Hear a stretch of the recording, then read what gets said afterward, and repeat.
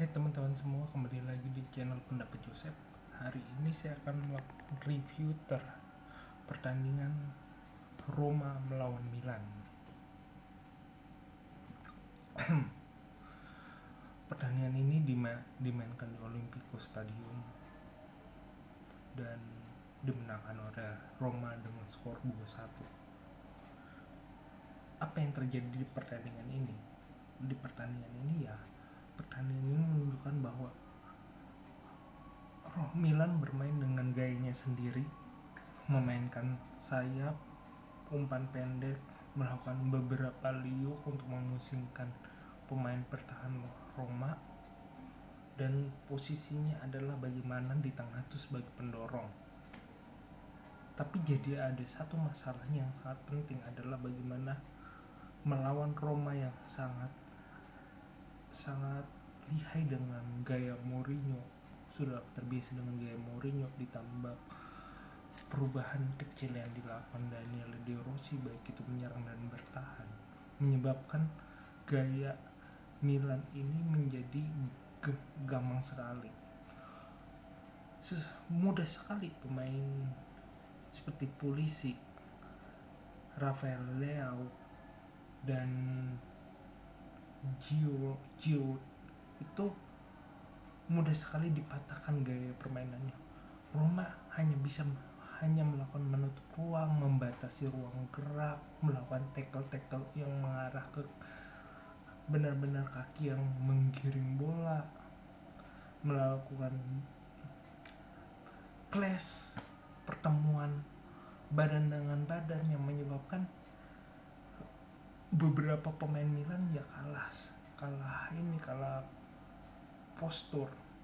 Hal ini ditutup dengan beberapa gerakan perubahan dari bertahan dan menyerang Roma yang benar-benar ciamik. Gol pertama pun terjadi di menit 12, di mana akibat terlalu aktif mendorong semua pemain di garis pertahanan Roma, sekali serangan bisa dari Pellegrini bisa membuat Maligan sedikit kocar-kacir. Begitu pemain bertahan Milan ada di posisinya, Mancini tanpa sanksi melakukan sebuah tendangan datar dan membuat skor 1-0 alias 2-0 untuk Roma. 10 menit kemudian gol kedua terjadi dengan serangan balik yang cepat, di mana ada Pellegrini, ada El Shaarawy, ada Lukaku. Terutama Lukaku harusnya menjadi aktornya. Dia melakukan serangan membuat pemain Milan mati langka dengan terjatuh, melakukan serangan langsung, bola bisa dihalangi, mengarah celakanya ke Dybala tanpa sanksi mencetak gol 2-0 untuk Roma. Setelah 2-0, permainan semakin meningkat, intensitas lapangan semakin meningkat. Hal itu bisa diwujudkan bagaimana pertama, Roma kehilangan Celik dari dugaan tackle yang kasar.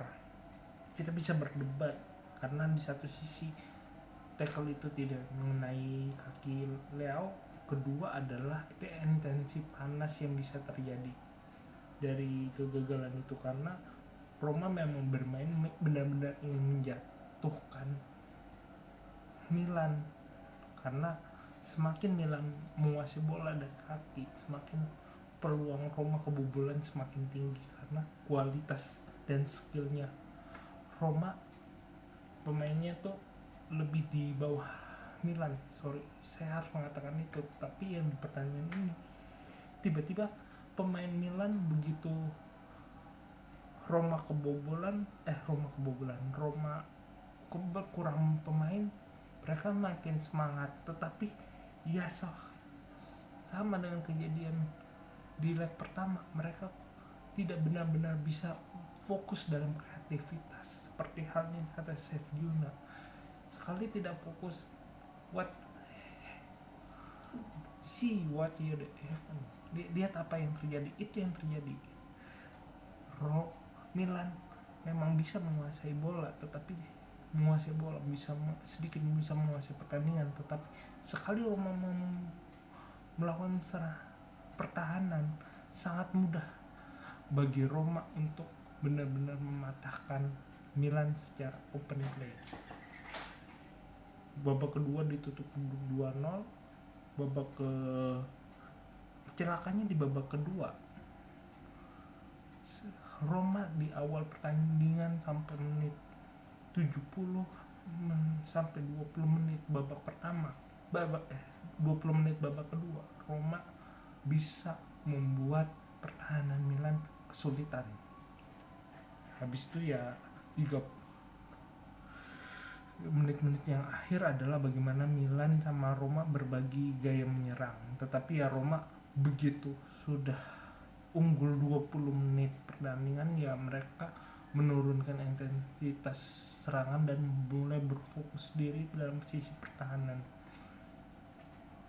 Sempat ada sedikit clash terhadap Theo Hernandez, tetapi ya tidak merubah gaya pertandingan, tidak merubah intensitas pertandingan, kecuali golnya Gambia di menit akhir pertandingan sekira 76 atau 86. Milan berhasil mencetak gol secara open play. Setelah berusaha mencetak gol secara tendangan bebas atau mencari ruang untuk langsung kotak penalti, mereka dapat di secara open play sama. Jadi 3 gol pertandingan ini dicetak secara open play. Habis itu tidak ada hal-hal yang membuat panas sebenarnya, dan 1 gol itu sudah membunuh gairah pertandingan dan Roma menang 2-1. Keuntungan ini bisa mengantarkan Roma kembali menghadapi Leverkusen dengan perubahannya Xabi Alonso dan akan menghadapi Daniel De Rossi. Kita lihat apa yang terjadi. Sekian dari saya, kurang lebih mohon maaf. Jika ada kritik saran terus di komentar. Jika ada keinginan berinvestasi, silakan klik link Saweria di deskripsi dan like video ini dan subscribe Pendapat Jose. Terima kasih.